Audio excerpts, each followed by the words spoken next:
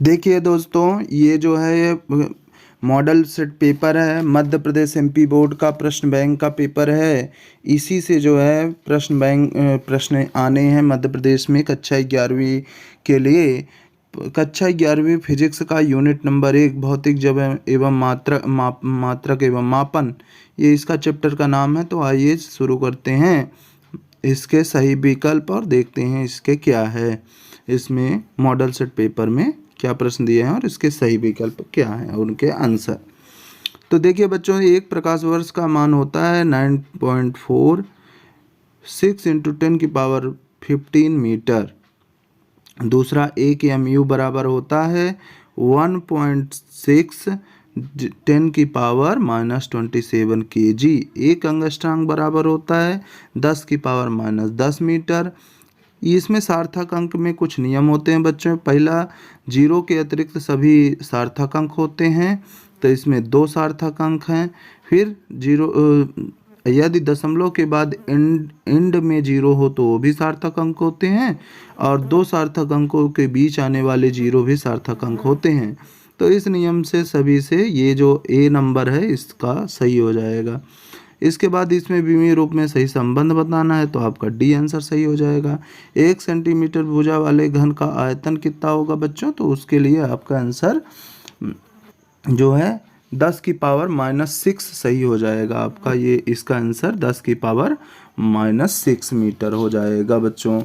चलिए इसके बाद दूसरा देखते हैं। मान लीजिए कोई गाड़ी 18 किलोमीटर पर आवर की चाल से चल रही है, तो 1 सेकंड में उसके द्वारा चली गई दूरी कितना रहेगी, तो 5 यहाँ पे आएगा बच्चों। 18 किलोमीटर पर आवर है, आप इसको मीटर पर सेकंड में बना देंगे, तो 5/18 का गुणा करा देंगे तो वो वैल्यू आ जाएगी। 5/18 में 18 का गुणा कराएंगे तो ये कट जाएगा, केवल 5 बचेगा, आंसर आ जाएगा।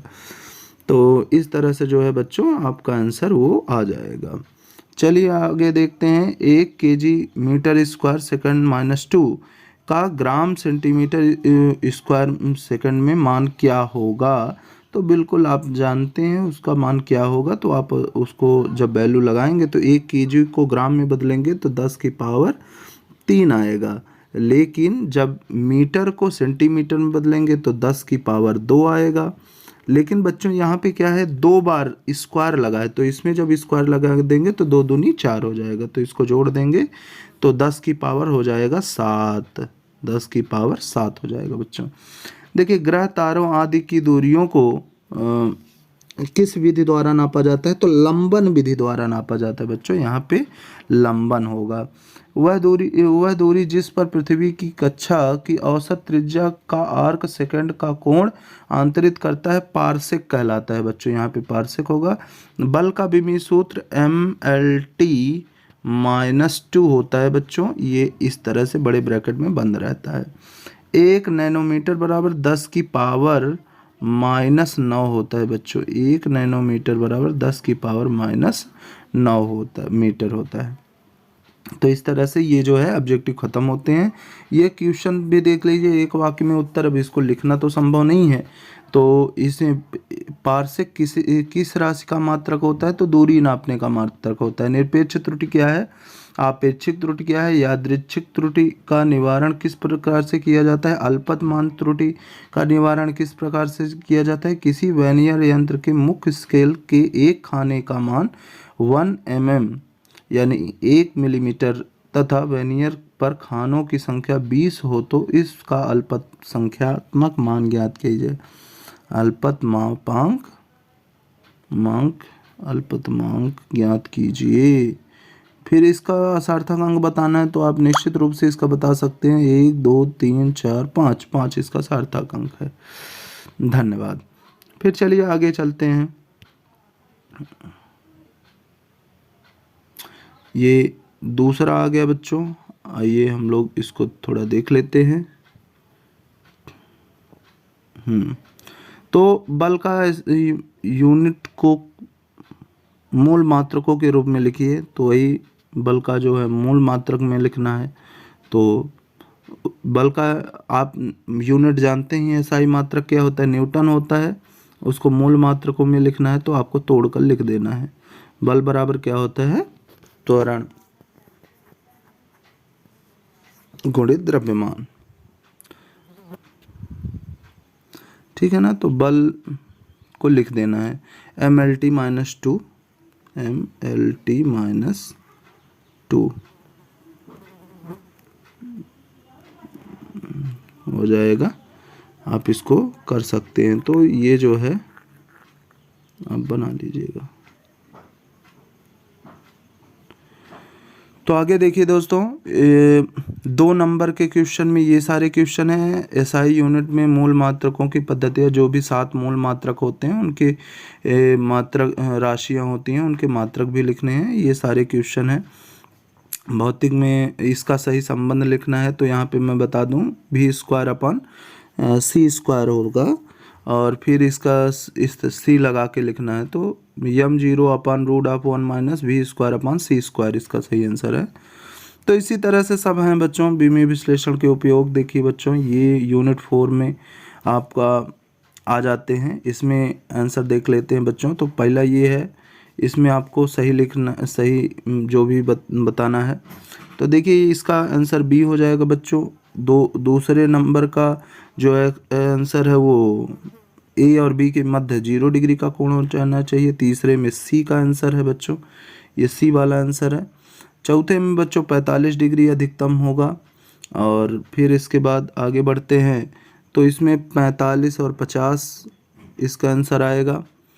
फिर अदिश राशि वह है जो इसमें भिन्न भिन्न जो है आपको डाइवर्ट करने की कोशिश किया गया है, लेकिन आप ये जानिए कि उन सभी दर्शकों के लिए जिनके अब अदिश पूछा है, तो इसमें दिशा का कोई लेना देना नहीं है ना। उन सभी दर्शकों के लिए एक ही मान रहती है, चाहे वो अच्छों को उनके अभिविन्यास भिन्न भिन्न क्यों ना हो। एक वाक्य में उत्तर दीजिए, शून्य सदिश क्या है जिसका मैग्नीट्यूड 0 होता है, लंबवत की अतिरिक्त दिशा में फेंका जाए। ये सारे जो है आप लोग कर ही लेंगे। ये सारे क्वेश्चन है, किसी सदिश एक ही दिशा में एकांक सदिश अभिकेंद्र त्वरण के लिए कोणीय वेग, तो वही अभिकेंद्र त्वरण अल्फा बराबर ω² × r, ये इसका फार्मूला हो जाएगा, है ना। ये सारे क्वेश्चन सदिश के योग संबंधी त्रिभुज का नियम क्या है, तो ये सारे क्वेश्चन आपको बताए गए हैं वीडियो में, आप उनको देखिए। रात्रि 8 बजे से लाइव क्लास चलती है, तो आप उसमें आगे देख सकते हैं। अगर आपको ये क्वेश्चन नहीं मिलते हैं तो लाइव क्लास में आपको मिल जाएंगे बच्चों। तो ये सारे क्वेश्चन आप देख लीजिए, सदिश के योग, त्रिभुज के नियम, ये सारे प्रक्षेप गति, ये सब कुछ बताया जा चुका है। आपको पीछे वीडियो मिल जाएंगे लाइव क्लास वाले में, तो आप इसको पढ़ सकते हैं, देख सकते हैं क्या क्या बोले गए हैं। ये सारे क्वेश्चन आपको मिल जाएंगे। चलिए थोड़ा सा आगे बढ़ते हैं हम लोग।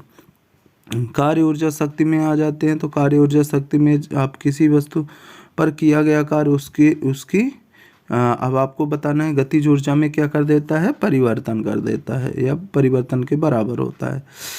घर्षण द्वारा किया गया कार्य क्या होता है बच्चों, ऋणात्मक होता है, ठीक है ना। फिर बंद पथ पर संरक्षी बल द्वारा किया गया कार्य शून्य होता है बच्चों। तो अभी इतना छोटा स्पेस है कि मैं इसमें लिख भी नहीं सकता हूँ, तो मतलब आप समझ जाइएगा इसमें ये, तो ऐसा होगा, ठीक है ना। ये भी हो चुका है, ये भी और ये भी। कार्य करने की दर को आप जानते हो शक्ति कहते हैं। संरक्षी बल द्वारा किया गया कार्य किस पर निर्भर करता है बच्चों, पथ पर निर्भर करता है ना। छठवां क्या है, दृढ़ स्प्रिंग तथा स्प्रिंग नियतांक मृद स्प्रिंग के स्प्रिंग नियतांक से अधिक होती है, ठीक है ना। जो और अगला क्या है, किसी बंद परिपथ में संरक्षी बल द्वारा किया गया कार्य। अब बंद परिपथ है तो डिस्प्लेसमेंट वहाँ पे 0 होता है बच्चों, इसलिए कार्य क्या होता है, शून्य हो जाता है। यहाँ पे कार्य सतमा में कार्य शून्य होगा। तो इस तरह से आपका ये सारे क्वेश्चन हो गए। अब आगे आ जाते हैं, सही विकल्प का चयन करते हैं। निम्नलिखित में से ऊर्जा का मात्रक नहीं है। कौन सा ऊर्जा का मात्रक नहीं है बच्चों, शक्ति का मात्रक होता है वाट, ऊर्जा का मात्रक नहीं है। तीनों ऊर्जा के मात्रक हैं, जूल, अर्ग, इलेक्ट्रॉन वोल्ट। तो ऐसे होता है। किसी निकाय में की स्थितिज ऊर्जा बढ़ेगी, यदि किसी निकाय की स्थितिज ऊर्जा कब बढ़ेगी बच्चों, तो उसके लिए आपको ऑप्शन दिए गए हैं, 4 ऑप्शन दिए गए हैं, आपसे पूछा गया है।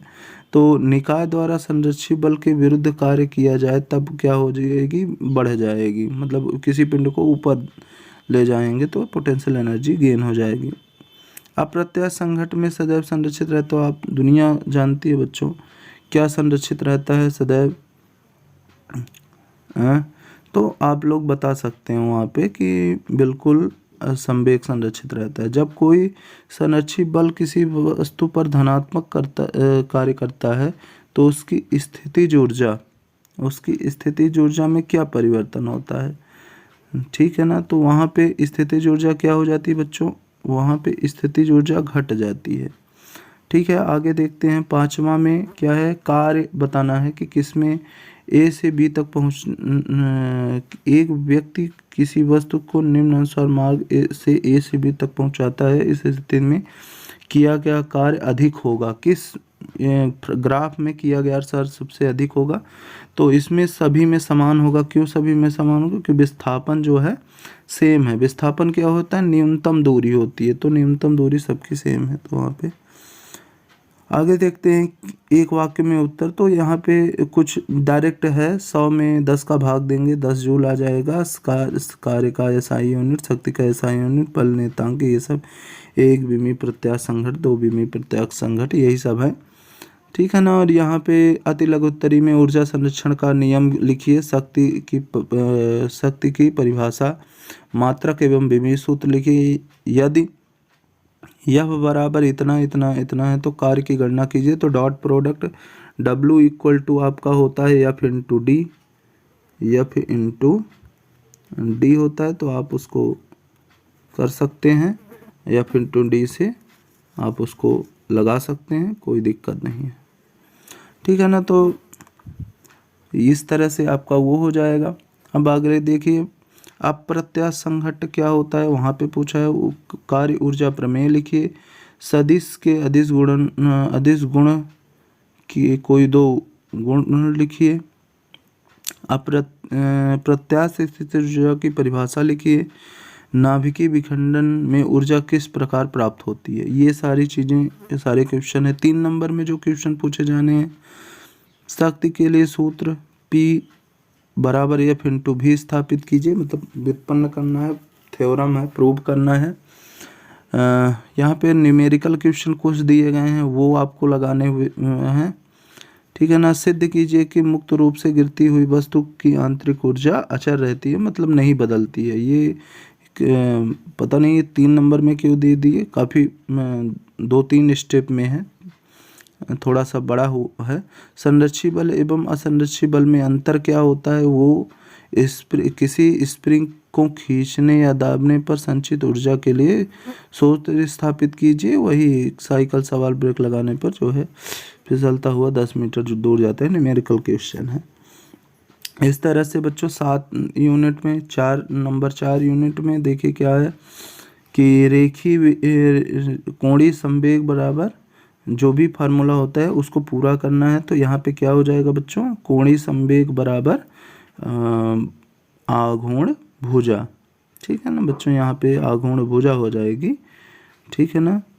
आघूर्ण भुजा गुणे कोणीय संवेग होता है, रेखीय संवेग बराबर होता है कोणीय संवेग बटे आघूर्ण भुजा, तो वही पक्षांतर होके इधर चला गया। यहाँ पे आई जे, तो यहाँ पे ऐसे बना लेते हैं, आई जे के, यहाँ पे ऐसे बना लेते हैं, फिर इसको क्लॉकवाइज घुमाते हैं। तो देखिए आई जे के बाद क्या आता है, के आता है, तो वहाँ पे जो है के आंसर हो जाएगा, यहाँ पे के जो है आंसर हो जाएगा, ठीक है दोस्त। तो इस तरह से जो है आपका ये आंसर मिल जाएगा, ठीक है। तो चलिए आगे बढ़ते हैं, ये वाला भी हो गया, ये वाला भी हो गया। क्रॉस ए है, तो यहाँ पे आपको क्रॉस ए है तो क्रॉस वाला फार्मूला लगाना होगा।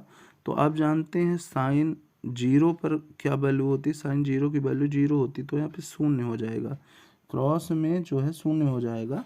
अगर ये डॉट होता तो वहाँ पे 1 हो जाता, कोई दिक्कत नहीं थी। ऐसे पिंड जिनके कणों पर बल लगाने पर भी उनके बीच की दूरी नहीं बदलती को कहते हैं दृढ़ पिंड कहते हैं बच्चों। ऐसे पिंड जो बल लगाने, जैसे ठोस कोई है, ठोस पिंड है, पत्थर है, तो आप उसको बल लगाएंगे तब भी उसकी स्थिति, उनके बीच के कणों की स्थिति नहीं बदलेगी, तो उन्हें दृढ़ पिंड कहते हैं।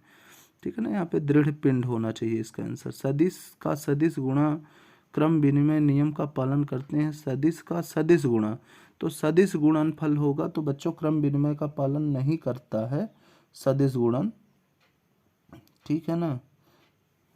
और सदिशों का अदिश गुणनफल करता है।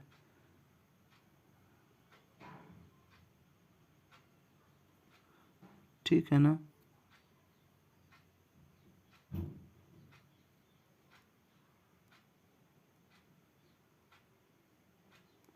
यहाँ पे क्या पूछना चाहता है दोस्त। तो इस तरह से जो है यहाँ पे सदिश का सदिश गुणन क्रम विनिमय का नियम का पालन करता है तो नहीं करता है, ठीक है ना। सदिश का सदिश गुणनफल क्रम विनिमय नियम का पालन नहीं करता है ना।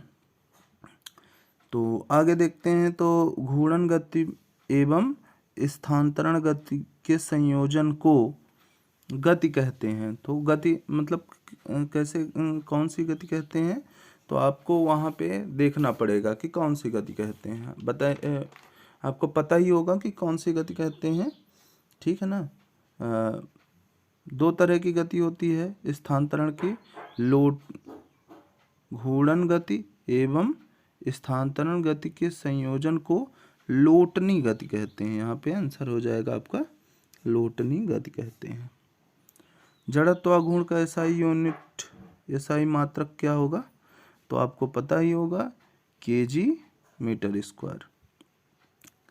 किसी बलयुग्म आघूर्ण का आघूर्ण उस बिंदु पर निर्भर नहीं करता जिसके परितः आघूर्ण ज्ञात करते हैं, ठीक है ना। तो यहाँ पे ये नंबर लगा दीजिएगा, कोई दिक्कत नहीं है। कोणीय संवेग का एसआई यूनिट क्या होता है, संवेग, द्रव्यमान गुणे वेग। तो आप वहाँ से लगा सकते हैं कि क्या हो जाएगा, है ना। कोणीय संवेग का जो है वैल्यू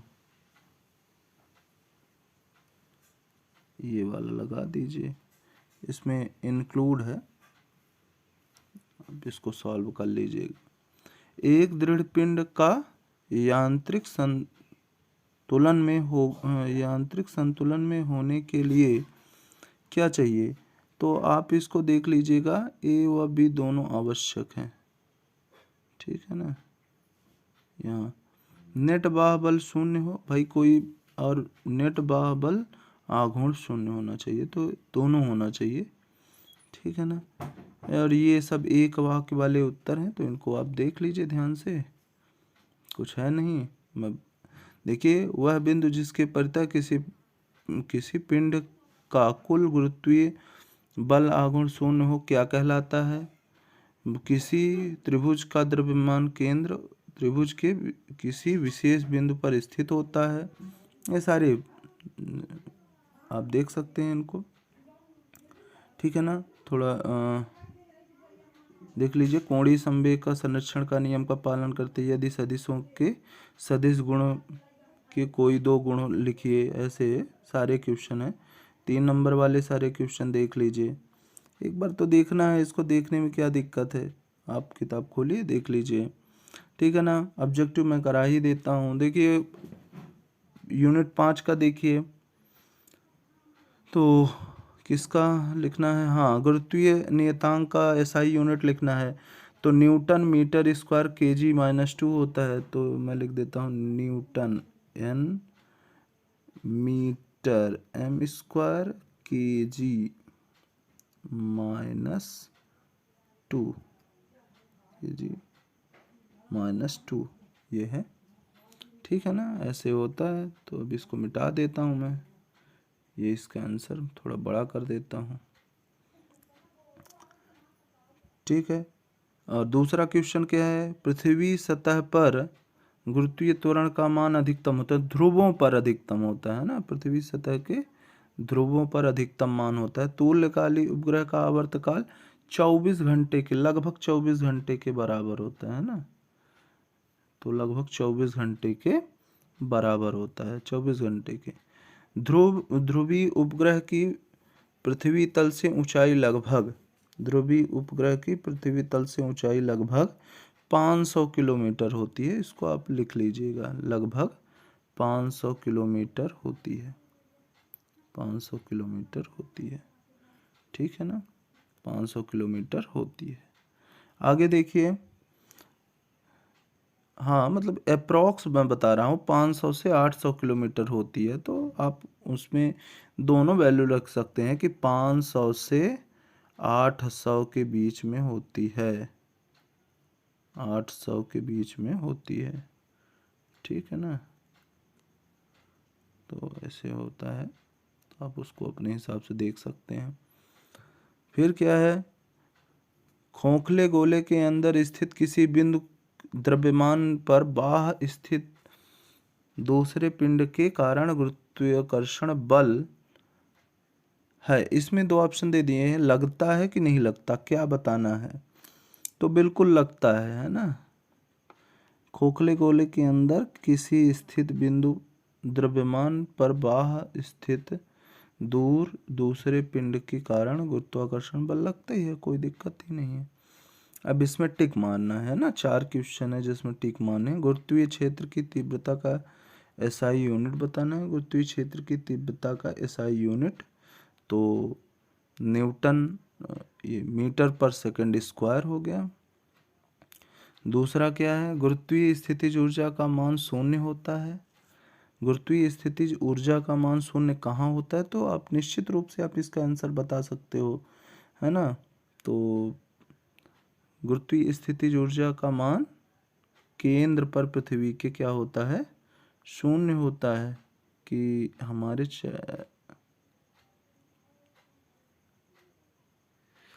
गुरुत्वीय स्थितिज ऊर्जा का मान शून्य होता है।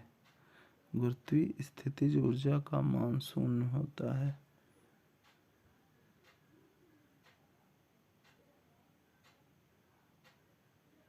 वैसे हमारे हिसाब से इस पृथ्वी के केंद्र पर होना चाहिए, पोटेंशियल एनर्जी वहाँ पे शून्य होती है ना।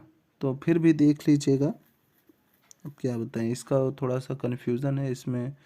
ये भी हो सकता है हमारे चयन अनुसार कहीं भी, पर हमारे हिसाब से पृथ्वी के केंद्र पर होना चाहिए। पर फिर भी इसको आप चेक कर लीजिएगा। किसी पिंड की पृथ्वी से पलायन चाल निर्भर करती है। पलायन चाल किस पर निर्भर करती है, तो आपको वो बताना है। तो इसमें प्रेक्षण बिंदु की पृथ्वी सतह से ऊंचाई पर। ठीक है ना। अगला क्वेश्चन क्या है, कोई धूमकेतु सूर्य की परिक्रमा अति दीर्घ वृत्तीय कक्षा में कर रहा है, निम्न में से कौन सी राशि नियत रहेगी। तो बिल्कुल सही, यही इसका आंसर ही होगा, यही इसका आंसर ही होगा कि उसका कोणीय संवेग निश्चित रहेगा। ठीक है ना। फिर ये सारे पृथ्वी की सतह के समीप पलायन चाल का मान लिखिए।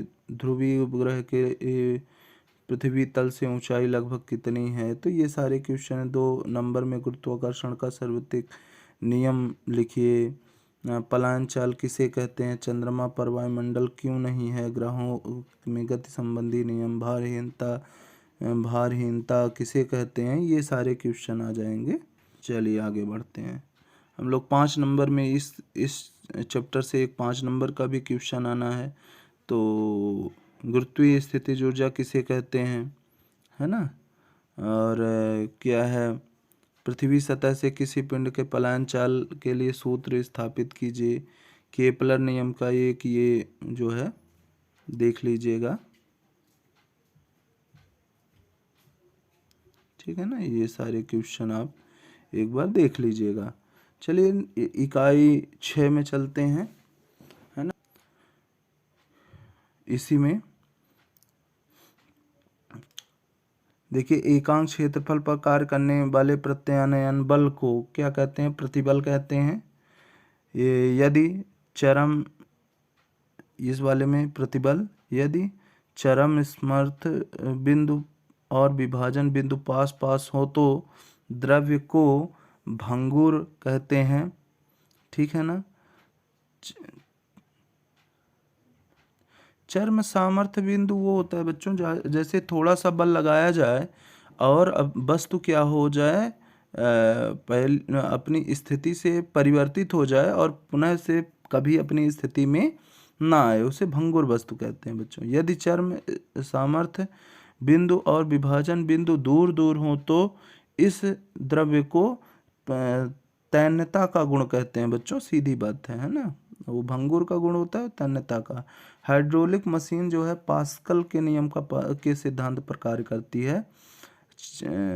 चक्रण करती गतिशील गेंद पर कार्यरत गति उपस्थक को कहते हैं को प्रभाव कहते हैं, तो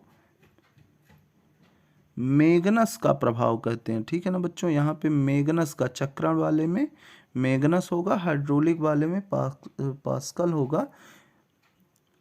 और अगला जो है, अगला क्या है, पानी और कांच के लिए संपर्क कोण 0 डिग्री बच्चों, न्यून कोण या 0 डिग्री कोण, आप कुछ भी कह सकते हो, कोई दिक्कत नहीं।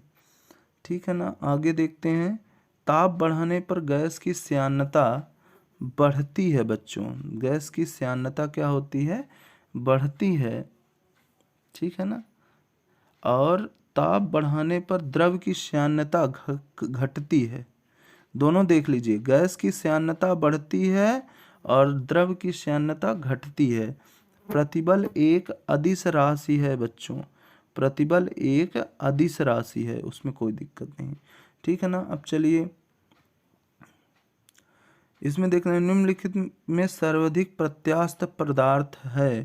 प्रत्यास्थ मतलब फैलने वाला, है ना। तांबा, इस्पात, रबर, प्लास्टिक। निश्चित रूप से आप इसको जानते ही होंगे, आप इसको जानते ही होंगे। तो इस्पात, प्रत्यास्थ वस्तु क्या है, इस्पात है। रबर मत कहना बच्चों। श्यानता गुणांक का मात्रक, श्यानता गुणांक का मात्रक आईपी या प्लाज, पॉज। ठीक है ना बच्चों। दो विभिन्न आकार के साबुन के बुलबुले आपस में जुड़ जाते हैं। कौन सा बुलबुला पूर्ण गोला है। ठीक है ना। तो कौन सा गोला बुलबुला पूर्ण गोला है, तो वो बताना है आपको। तो इसमें छोटा वाला गोला जो होता है पूर्ण गोला होता है। कांच की केस नली को किस द्रव में डुबोने पर केशकत्व नीचे गिर जाता है। द्रव और कांच के मध्य संभवतः स्पर्श कोण क्या होगा। तो इसका आंसर तो सभी जानते होंगे बच्चों की 100 डिग्री होता है। आगे चलते हैं। एक शब्द में उत्तर है बच्चों, तो ये भी आप देख ही लेंगे। इसको देखिए, श्यान बल का सूत्र लिखे हुए पदार्थ जिन्हें तनित करके अधिक विकृत पैदा की जा सकती है, उन्हें क्या कहते हैं। प्रतिबल का मात्रक लिखिए। चट्टानों को में प्रत्यास्थ गुणों के आधार पर पृथ्वी पर किसी पर्वत की अधिकतम ऊंचाई लगभग कितनी की हो सकती है। गेज दाब क्या है। ये सारी चीज़ें बच्चों आप हुक का नियम, पास्कल का नियम, ये सारे कुछ आप देख सकते हैं। ठीक है बच्चों, ये हम देख लीजिएगा। तो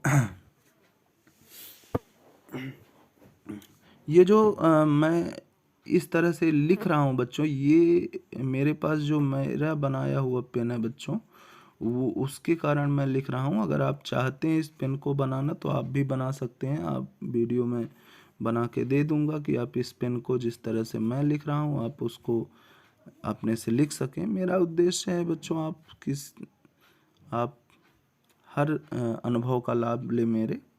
तो चलिए देखते हैं बच्चों 7 नंबर यूनिट, अब जल्दी ही ख़त्म हो जाएगा। एक और यूनिट है बच्चों इसके बाद। तो देखिए बच्चों, इसमें क्या है, किसी पदार्थ की अवस्था परिवर्तन के लिए आवश्यक ऊष्मा को गुप्त ऊष्मा कहते हैं बच्चों यहाँ पे। दूसरा जो होता है ऊष्मा चालकता गुणांक का एसआई मात्रक जो होता है आवृत्ति होती है बच्चों। तीसरा रुद्धोष प्रक्रम में देखिए, रुद्धोष प्रक्रम में निकाय की कुल ऊर्जा सदैव नियत रहती है। ठीक है ना, निकाय की कुल ऊर्जा सदैव नियत रहती है। निश्चित ताप पर दाब आयतन के वक्र को जो है क्या कहते हैं, समतापीय वक्र कहते हैं, समतापीय वक्र कहते हैं। विशिष्ट ऊष्मा की धारिता का एसआई मात्रक जूल, जूल क्या होता है, joule KG inverse kelvin inverse होता है बच्चों, केल्विन इनवर्स होता है, ये होता है। आगे चलते हैं तो देखिए आगे चलते हैं तो देखिए क्या है, मेयर संबंध क्या है, तो मेयर संबंध Cp minus Cv equal to R होता है। Cp minus Cv equal to R होता है बच्चों, ये होता है मेयर संबंध, ठीक है ना। 273 डिग्री ताप को परम शून्य ताप कहते हैं, ठीक है ना। केल्विन में जल का हिमांक 273 होता है, क्वथनांक 373 होता है, ठीक है ना, तो उसमें कोई दिक्कत नहीं है। और इसमें रुद्धोष प्रक्रम में निकाय और वातावरण के मध्य ऊष्मा का आदान प्रदान नहीं होता है। तो ये सब बाकी एक शब्द के उत्तर हैं। ये तीसरा क्वेश्चन देख लीजिए। तीसरे का देखिए, जो निम्नलिखित में से किस ताप का जल का घनत्व सर्वाधिक होता है, तो 4 डिग्री पर, ठीक है ना, लगभग 3.98 होता है, तो लगभग 4 डिग्री के बराबर होता है। दाब बढ़ाने पर किसी पदार्थ का गलनांक कम हो जाता है बच्चों, क्या हो जाता है, कम हो जाता है, ठीक है। चक्रीय प्रक्रम में ए बी दोनों होगा, ठीक है ना। आंतरिक ऊर्जा में परिवर्तन शून्य होता है, विषण ऊर्जा में वही वाला, तो दोनों होता है। तो संबंध पी वी आर नियतांक है, तो सीधा उसका आंसर बी हो जाएगा, पी बी में सी पी अपान सी भी, ठीक है ना।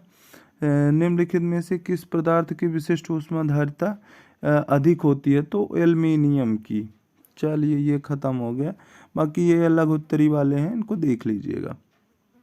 देखिए ये वाले, इनको आइए देख लेते हैं क्या है, यूनिट 8 और अंतिम यूनिट में।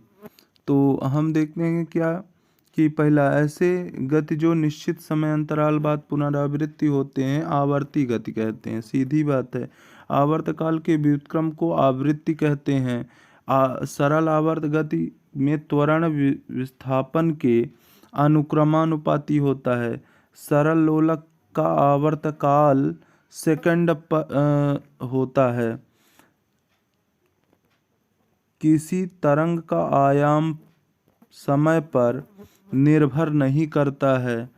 कोणीय वेग का मात्रक रेडियन सेकंड इनवर्स होता है, RED सेकंड इनवर्स होता है, ये होता है बच्चों, रेडियन सेकंड इनवर्स होता है। अब चूज द करेक्ट ऑप्शन, 3 ही है बच्चों। तो पहला है निम्न में से सरल आवर्त गति नहीं है। कौन सी सरल आवर्त गति नहीं है, तो वृत्तीय गति जो है सरल आवर्त गति नहीं है। दूसरा क्वेश्चन, निम्नलिखित में से कौन सा फलन आवर्त गति प्रदर्शित नहीं करता, साइन ओमेगा स्क्वायर टी, ठीक है बच्चों। नीचे दिए गए किसी कण का त्वरण ए तथा विस्थापन x है, तो उनके बीच सरल आवर्त गति में संबंध बताना है बच्चों। तो निश्चित रूप से a बराबर -200x स्क्वायर। तो इस तरह से जो है, बाकी एक शब्द में आवर्त गति किसे कहते हैं, दोलन किसे कहते हैं, ये आ जाएगा। कोणीय आवृत्ति आवर्तकाल में संबंध, सरल आवर्त गति और विस्थापन में वेन आलेख की कला में कितना अंतर होता है, ये सब क्वेश्चन आप देख लीजिए। आवर्त गति किसे कहते हैं, कोणीय आवृत्ति किसे कहते हैं, तरंगों में अध्यारोपण का सिद्धांत, अनुप्रस्थ तरंगे, अनुदैर्ध्य तरंगे, ये सारे question. So thank you very much, आप लोगों ने अपना बहुमूल्य से गायत्री परिवार को दिया। अगर आपको वीडियो अच्छा लगा लाइक कीजिए, शेयर कीजिए, इस चैनल को सब्सक्राइब कीजिए। So thank you very much.